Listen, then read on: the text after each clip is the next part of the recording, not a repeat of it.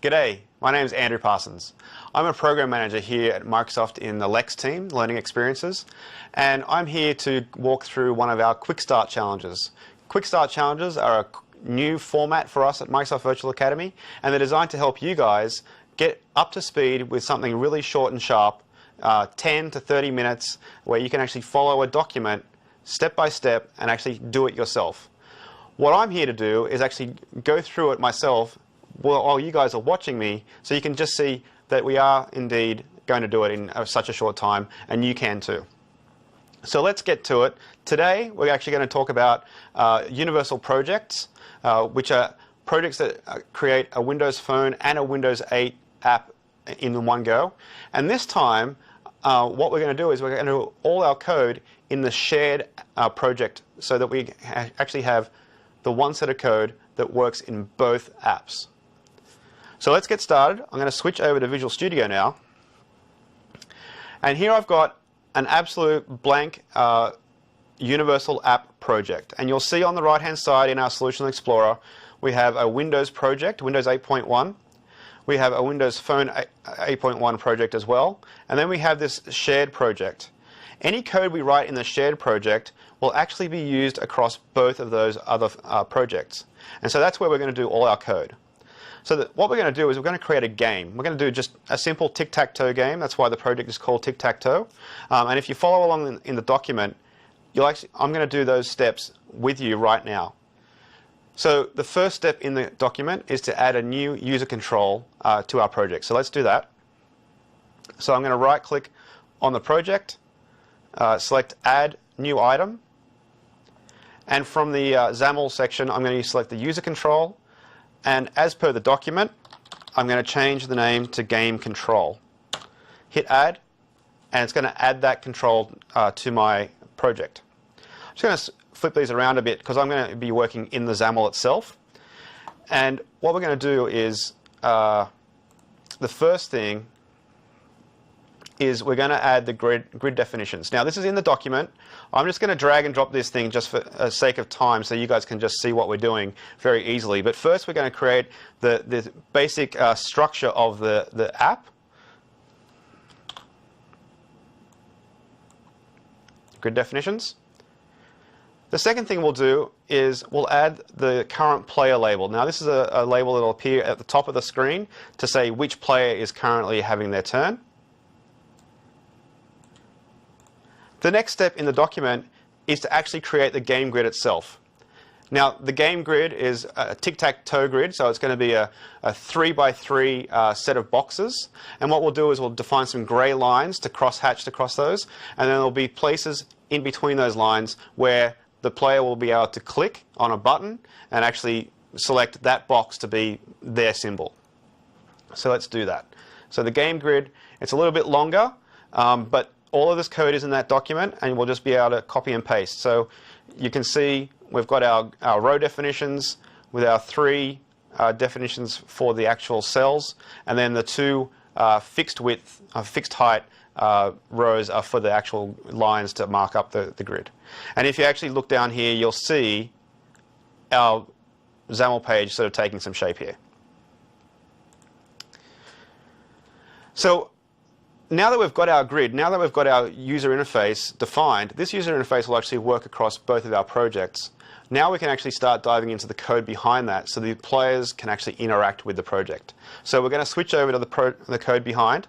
So I'm just going to double click on the CS file here. If you can't see that and it's collapsed like this in the project, just hit that triangle to expand it out, and you'll get it easy. So the first thing I'm going to do is I'm just going to add in a couple of module level variables to my class. Just neaten that up. First one is the current player, so we know who's currently playing. The second one is whether the game is over or not.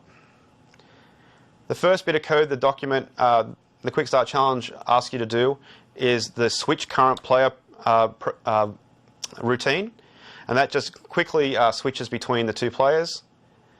The next one we're going to do is the game over function.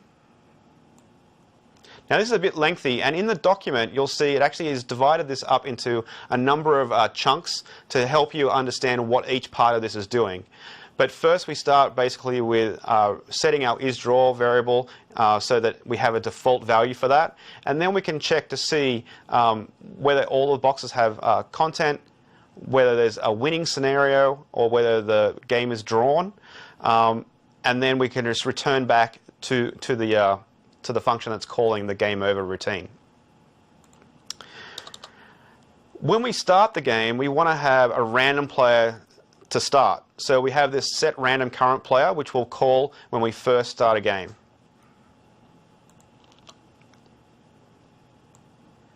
Of course, the next bit is to actually have an endgame function where we actually can determine whether the game is ended or not. And that will actually show a game over dialog. Now what we're going to do now is switch back to the XAML code so that we can actually add that game over flyout, and then we'll switch back to this endgame function and finish it off. So as per the document, we're going to switch back to the XAML, and at the bottom of our XAML code, just before the user control and after that last grid closing tag, make sure you put this in the right place, because sometimes if you put it in the wrong place, it's just not going to accept the flyout properly. So I'm just going to put it here right before the end of the user control, this flyout that's going to present who actually won the game. Now that we've got that, we can actually return back to that code, go to our endgame function, and add the final bit of code we need to actually add that flyout when the winner is determined, or if there's a draw. We need to do two more things. The first is when we actually have the constructor, and we need to set up a couple of variables. So let's go to our game control constructor that is called whenever this control is going to be created, and do that set random current player function we created, and set the isGameOver flag to be false. And finally, for the user control, the one thing we're missing is how the actual players interact with those buttons that we define in the XAML. So we have a button click function. Again, this one actually has a number of sections to it in the document, so you'll be able to really see and understand what we're doing here. But it checks to see if the game is over. If it's not, then we allow them to click it and then switch the current player to the next person. So that's our user control. What we need to do now is actually create an actual page to house the game control.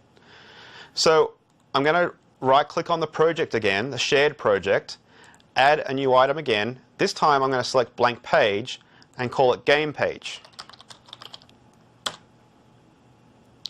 Again, we're going to be presented with our XAML code and our definitions.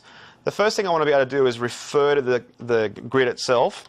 So I'm going to name it, and we'll call it game container as per the actual instructions in the Quick Start Challenge. The other thing we want to do is add a app bar to the end of the page, and that'll give us our new game button for when we've actually completed a game and we want to start again. We only have a few more steps left, and we're going to switch to the code behind for the game control, the game page, sorry. And in here, we're going to create a new function called new game. So that's the first thing I'll do. And the new game will actually create a new instance of that game control XAML control that we created and put it into the grid of the game container grid that we just named. The second thing we want to do is in the constructor of the game page, call new game so that we can actually start with something when we first load the page. And then the next thing we want to do is add the functionality for when they actually click the new game button in the app bar. And again, it's just going to call that new game function. We are actually done with the code we need to write. We have one last step to do, and that's actually to change the app XAML code behind to call our new game page rather than the default main page XAML. So let's do that. And we're doing that because each of these projects has their own main page XAML, but we actually want it to call the shared game page XAML page we just created. So we're going to dive into the code behind of our XAML project, and I'll just look for main page. And I'm just going to change main page to game page, and we're ready to go. So as you can see, the Windows 8.1 project is our default project. So when I actually run this, it'll actually run the Windows 8 version of it. This is calling the shared code, and you can see here we actually have our current player is X, and when I click on these buttons, it's going to alternate between the players, and if I do this right, X wins. We can click again, right click, bring up the app bar, hit new game, and start again. So we can do this again, and O wins this time. So that's our Windows app. Did it work for Windows Phone as well? Let's have a look. I'm going to right click on the Windows Phone project, select the debug menu and select Start New Instance. This is going to deploy the app to my phone emulator so you can see it easily. And again, you can see this UI where I'm seeing what player is first. Always go for the middle first. X is playing. We keep playing until we win and we get our dialogue, our flyout. So that is a universal app. We've written all of our code in the shared project, and we've actually inherited that project, that code, across our Windows Phone and our Windows 8 apps. So we've written code once, running everywhere. Thanks for coming.